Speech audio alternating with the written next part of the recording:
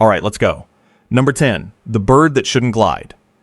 In 1898, excavators working a tomb complex at Saqqara, south of Cairo, pulled out a small wooden object, catalogued alongside dozens of other bird-shaped funerary figurines, and shelved without a second look. It sat in a storage drawer of the Egyptian Museum in Cairo for almost 70 years. In 1969, physician and researcher Khalil Messiha was cataloging the museum's collection of animal artifacts when he picked this one up and noticed it did not look like the others. The object is carved from sycamore wood, weighs about 39 grams, and measures roughly 18 centimeters from nose to tail.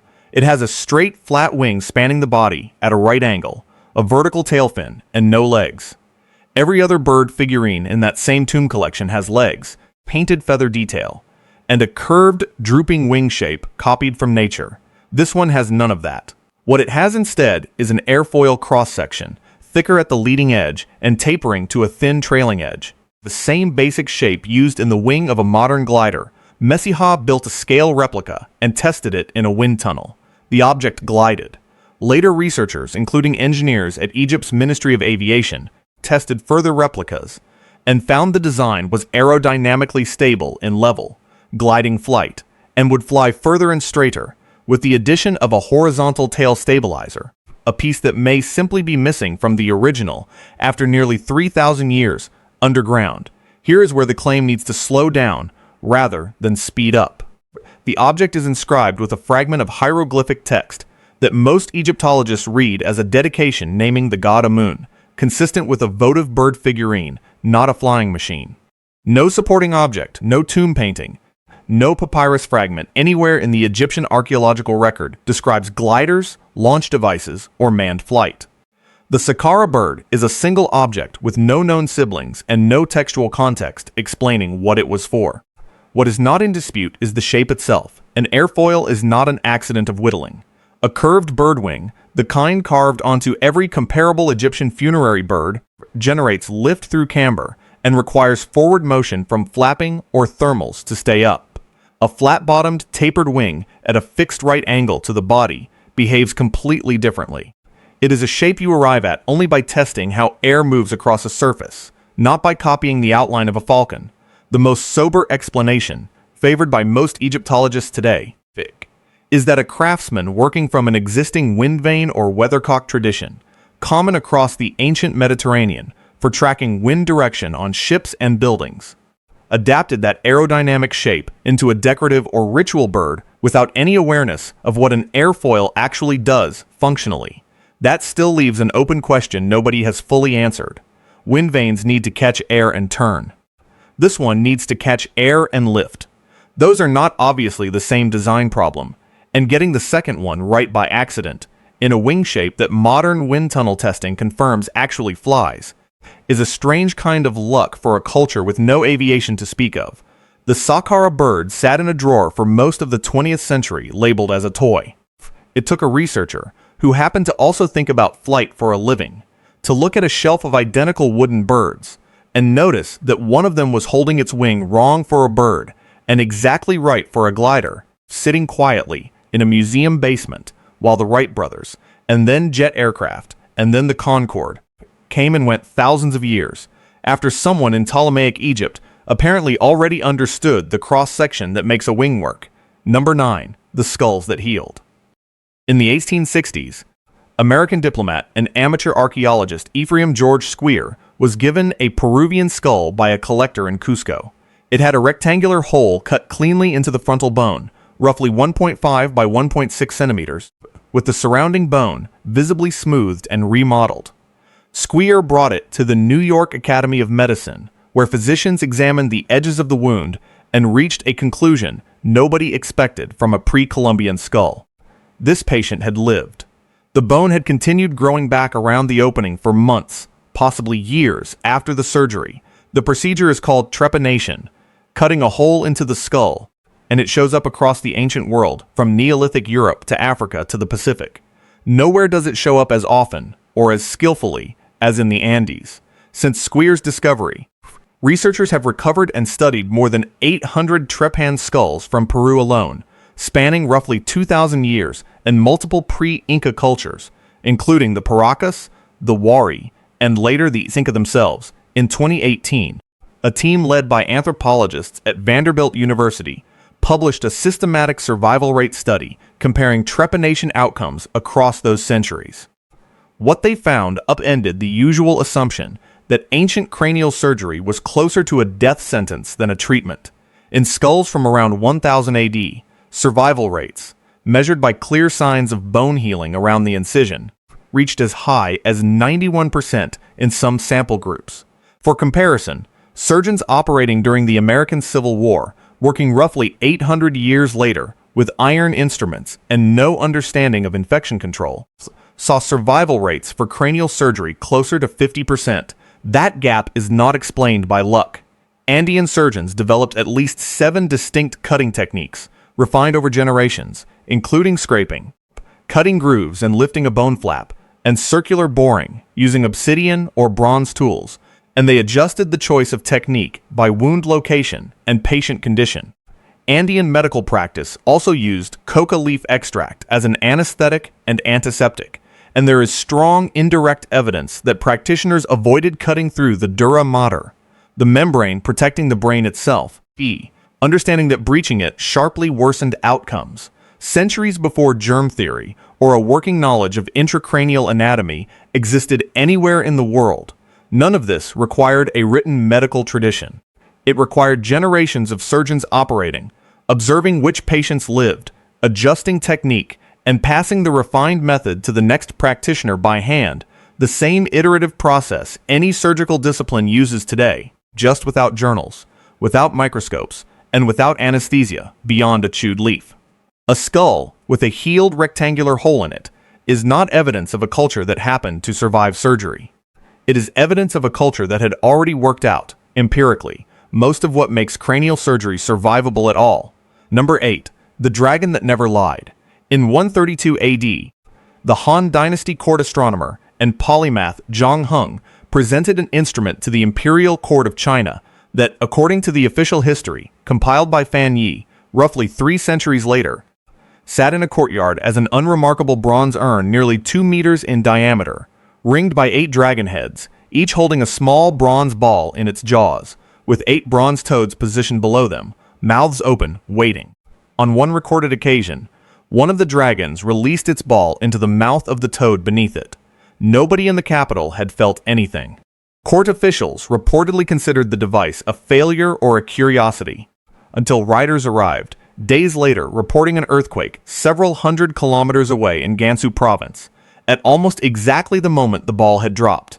The instrument is known today as the Hofeng Daidong Yi, usually translated as the seismoscope.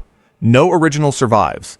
Every existing example is a modern reconstruction built from the roughly 200-character description preserved in the Book of the Later Han. That text describes an inverted pendulum or a similar internal suspended mass connected to a set of linked levers running to each of the 8 dragon mouths. When ground motion reached the device, the internal mechanism would tip toward the direction the tremor came from, triggering only the lever aligned with that direction, releasing exactly 1 ball, and leaving the other 7 dragons undisturbed. That directional selectivity is the detail that separates Zhang Heng's device from a simple motion trigger. A shelf can be knocked by any jolt from any direction and topple something over, getting only one of 8 mechanisms to fire, correctly indicating a specific compass bearing toward a quake's source, requires a mechanism that responds to the direction of ground motion and not merely its presence. Essentially, a rudimentary seismograph capable of primitive directional sensing. A feat Europe would not attempt again until the invention of the modern seismograph, roughly 17 centuries later, generally credited to the 1880s work of John Milne and colleagues in Japan. Modern engineers, including a team at the China Earthquake Administration, and independent reconstructions by researchers including Wang Zhenduo in the 1950s, and later Feng Rui in the 2000s, have built working models based on the Penjusha theory, and produced devices that do successfully register simulated ground motion and trigger directionally consistent ball drops, lending strong support to the idea that the ancient description reflects a genuinely functional mechanism rather than a poetic exaggeration. What makes the account harder to dismiss as legend is the specificity of the failure mode recorded alongside the successes. Chinese court records describe instances where the device triggered with no corroborating report of a felt earthquake anywhere nearby, which skeptics might read as a false alarm, except that, in at least one instance, a devastating quake was later confirmed to have struck a region far enough away that no one in the capital felt so much as a tremor. The device had detected an earthquake nobody around it could feel, registered its direction accurately, and delivered the news before any human messenger could.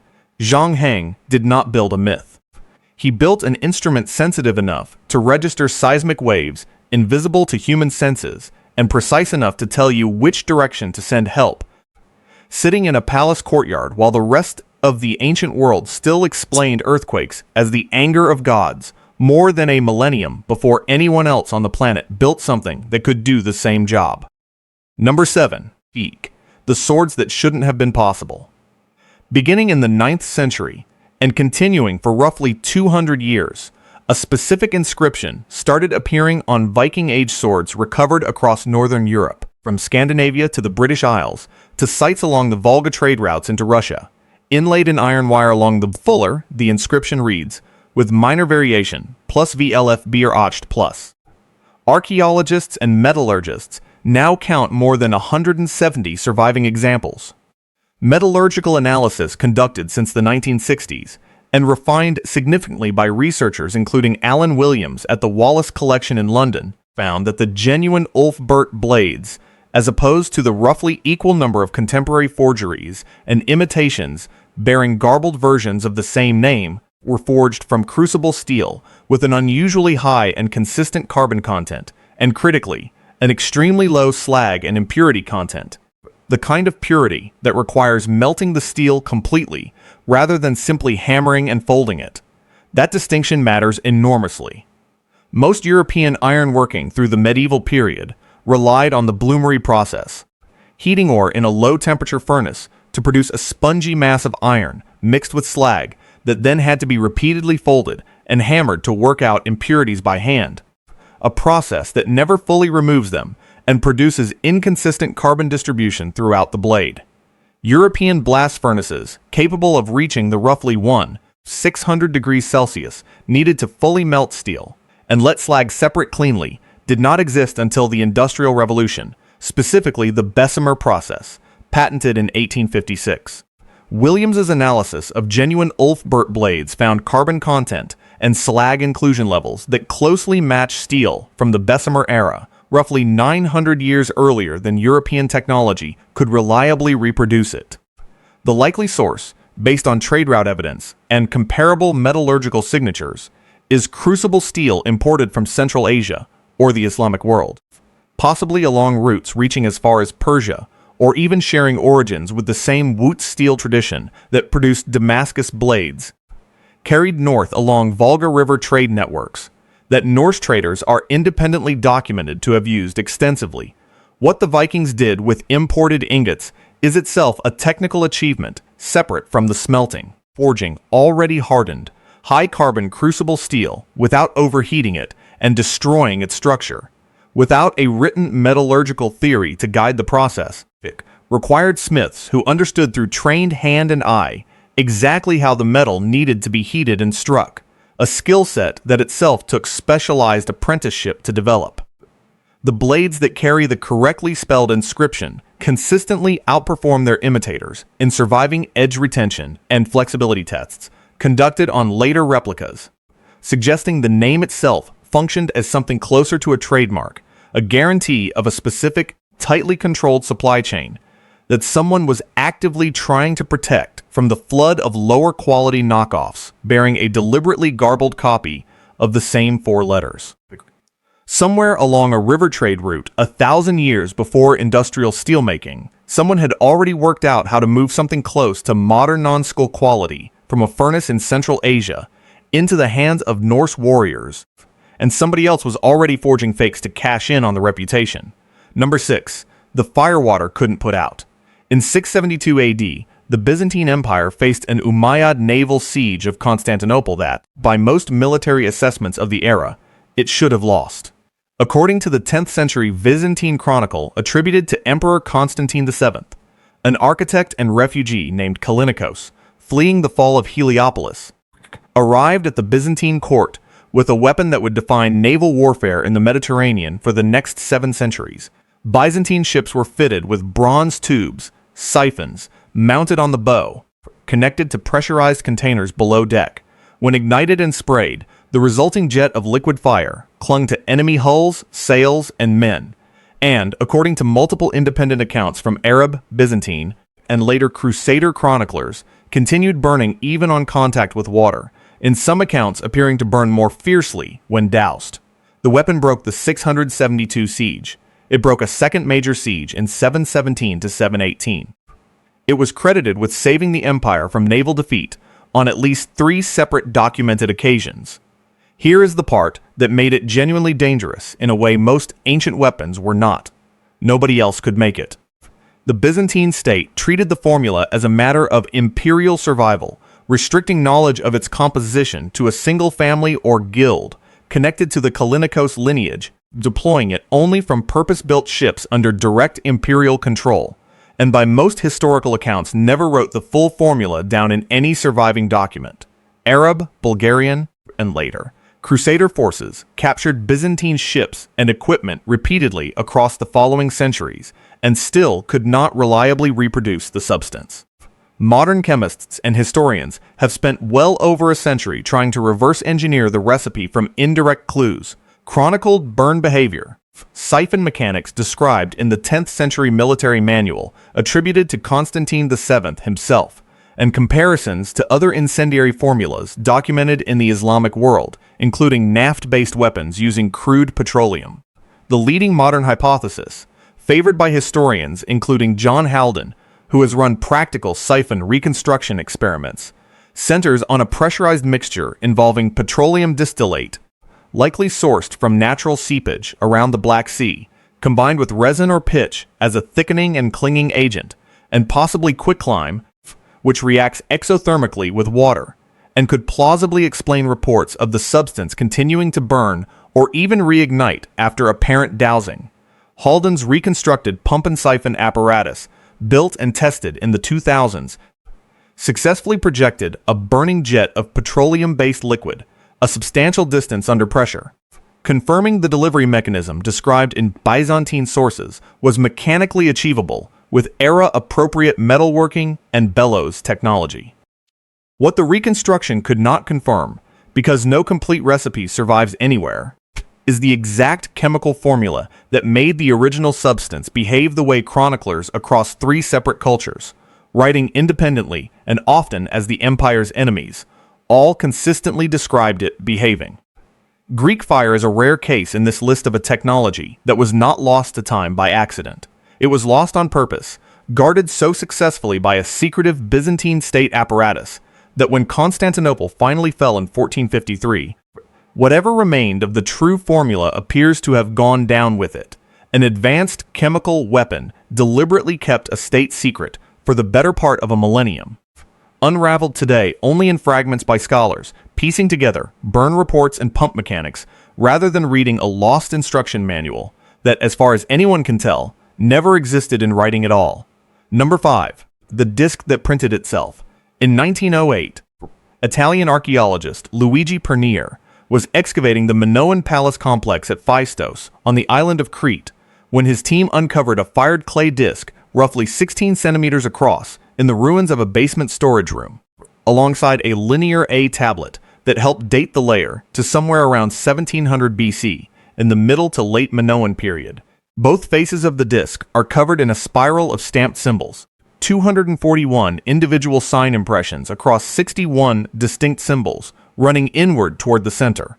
What makes the object genuinely strange in the context of Bronze Age writing is not the symbols themselves, but how they got onto the clay. Every comparable inscribed object from the Bronze Age Aegean, whether linear A, linear B, or Cretan hieroglyphic script, was incised by hand, a scribe cutting each character individually into wet clay with a stylus. The Phaistos Disc symbols were not cut. They were stamped, pressed into the soft clay, using a set of separate carved punches, one punch per distinct symbol, used repeatedly across the disc wherever that character recurs, that is, mechanically speaking, movable type. Not printing on paper, and not mass production in the way Gutenberg's press would eventually scale the concept some 3,000 years later, but the same underlying principle. Carve a symbol once onto a durable stamp, then reuse that single physical object to reproduce the identical character as many times as needed, rather than redrawing it by hand every single time. No comparable set of reusable symbol stamps, and no second disc made using the same punches has ever been found anywhere in the Minoan world or anywhere else in the Bronze Age Mediterranean. The text itself remains formally undeciphered. Linguists have proposed readings ranging from a religious hymn to a military muster list to an administrative record, and in 2014, a team led by Gareth Owens of the Technological Educational Institute of Crete proposed a partial phonetic reading suggesting invocations to a Minoan mother goddess based on cross-referencing sign sequences against known linear A syllabic values, though the proposal remains contested and unproven within the wider field, since linear A itself is still not fully decoded, and the disk symbol set does not cleanly map onto it. What is not contested is the manufacturing method, confirmed by close surface examination, showing the tiny variations and repeated wear patterns consistent with physical stamps rather than a freehand stylus.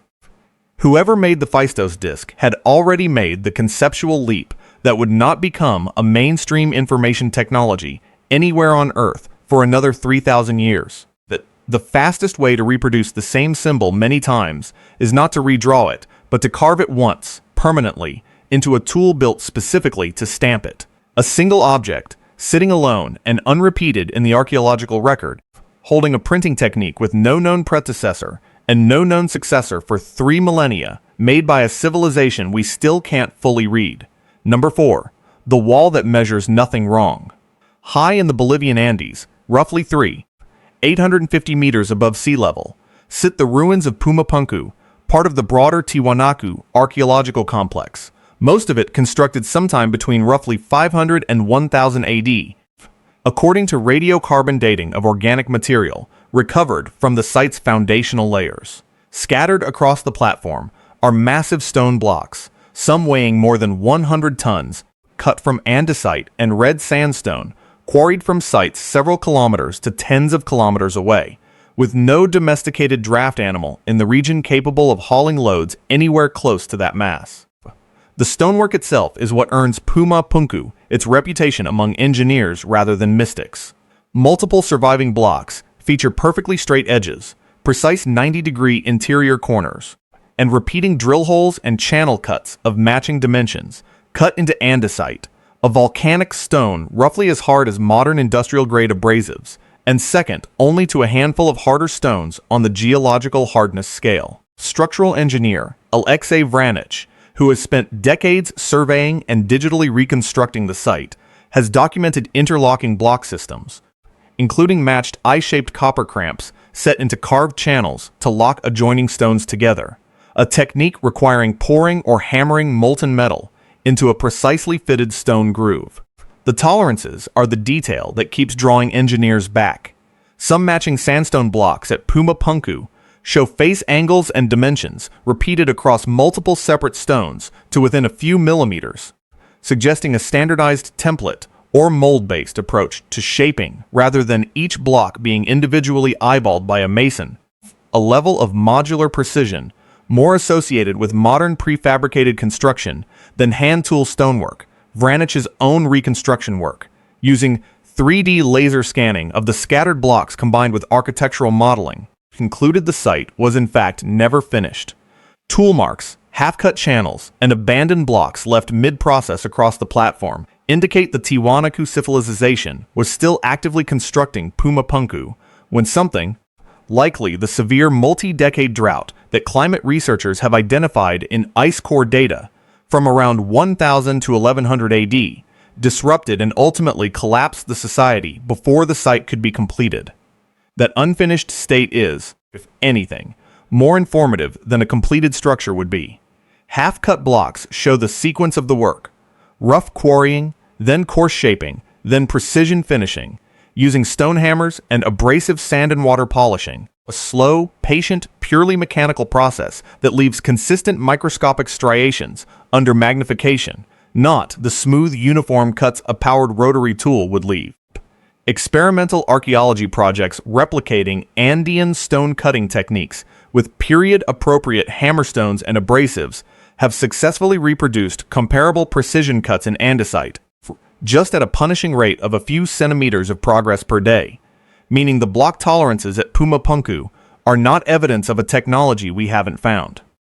They are evidence of a labor and quality control system disciplined enough to hold a standardized measurement across dozens of workers and multiple stone types for however many decades it took, right up until the drought that stopped them mid-cut.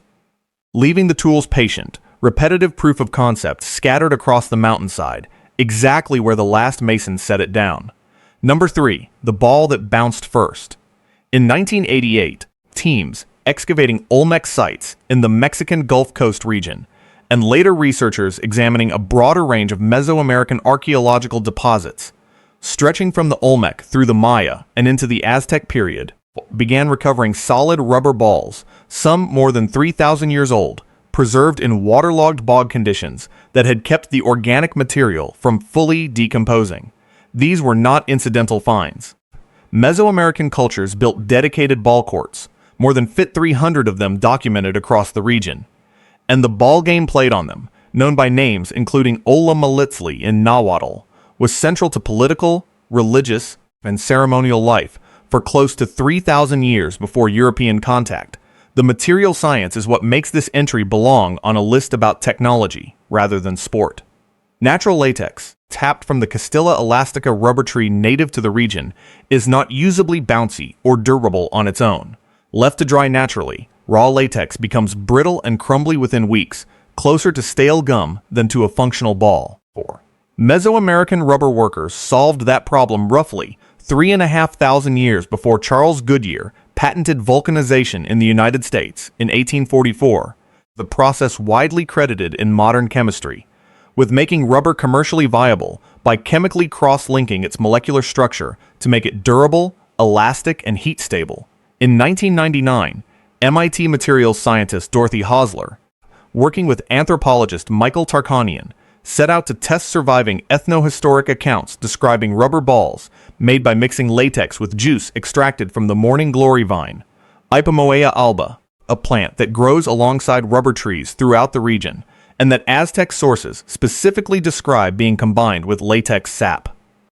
Hosler and Tarkanian's lab tests found that morning glory vine juice, rich in sulfur-containing compounds, does exactly what Goodyear's vulcanization process does when applied to natural latex, forming cross-links between rubber polymer chains that dramatically increase elasticity, durability, and resistance to temperature-driven brittleness without requiring the heat and industrial sulfur treatment Goodyear's process depends on.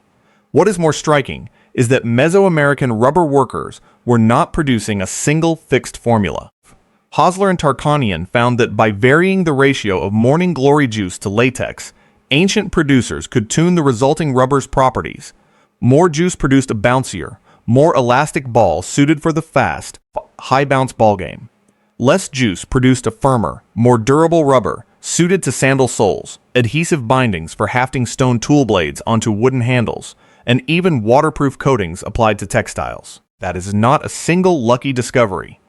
That is a materials science program, with a controllable input variable and multiple distinct engineered output products, running continuously across 3,000 years and multiple civilizations who never wrote the process down in a chemistry textbook, but who apparently taught it precisely enough, generation to generation, hand to hand, that Spanish chroniclers arriving in the 1500s recorded soldiers standing on the sidelines of a ball court, watching a rubber ball bounce clean off packed earth in a way no European had ever seen a solid material behave, and had no framework at all to explain. Number 2, the knots that did the math.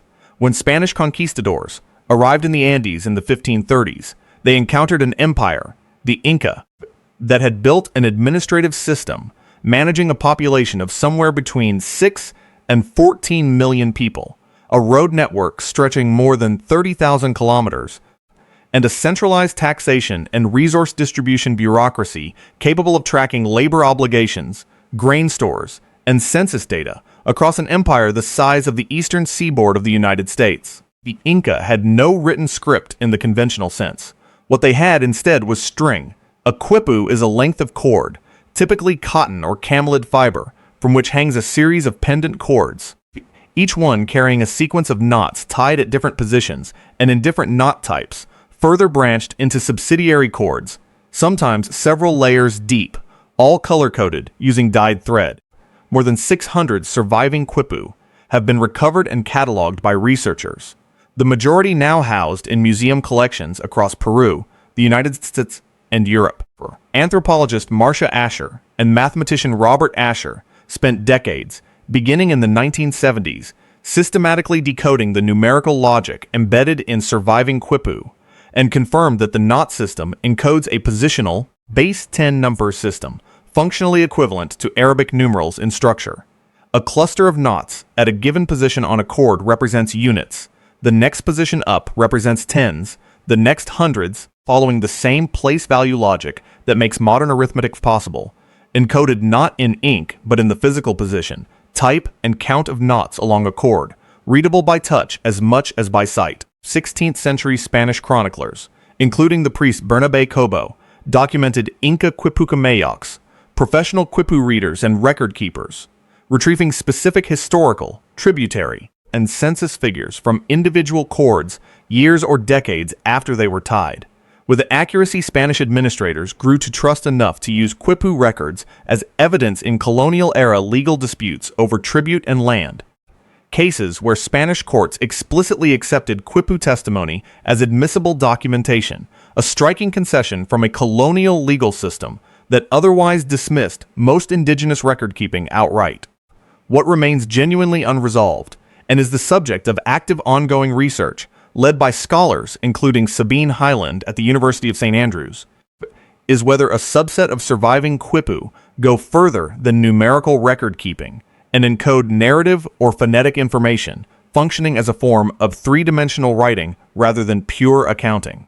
Hyland's 2017 research into a set of quipu from the Peruvian village of San Juan de Colada, combined with an accompanying letter written by local leaders, found strong evidence that specific color, fiber, and knot direction combinations in those cords correspond to syllabic values tied to place names, suggesting at least some quipu functioned as a genuine, if highly unconventional, writing system encoding language itself, not only numbers, a possibility that would place Inca cord-based data storage in a category shared by almost no other ancient civilization on Earth.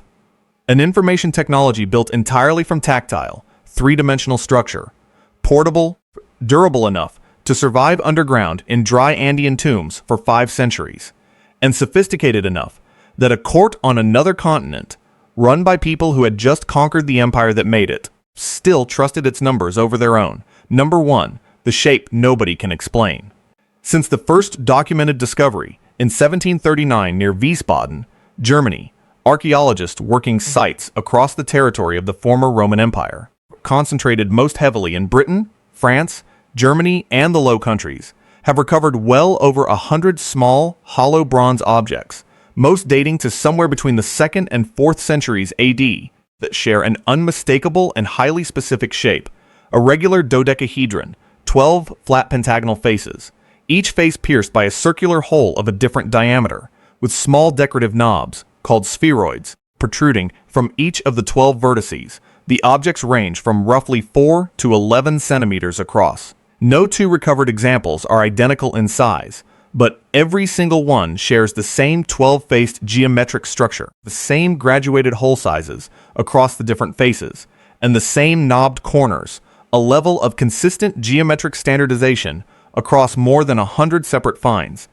cast by different workshops across an empire spanning thousands of kilometers, that rules out coincidence or individual artistic whim. Someone, somewhere, was teaching a specific, reproducible design to metalworkers across a huge stretch of the Roman world, generation after generation, for at least 2 centuries. Here is the detail that makes this the single most stubborn open case in Roman archaeology. Not one Roman text, inscription, tomb painting, mosaic, or piece of correspondence, anywhere in the entire surviving corpus of Latin and Greek literature mentions these objects, describes their use, or names them at all. Compare that to virtually every other significant Roman tool, weapon, or instrument which shows up in at least some administrative record, technical manual, or literary aside. The dodecahedra are functionally invisible in the textual record, while being, by the standards of small Roman bronze artifacts, remarkably numerous in the archaeological one. That silence has not stopped more than 100 years of proposed explanations, most of which fail on close inspection.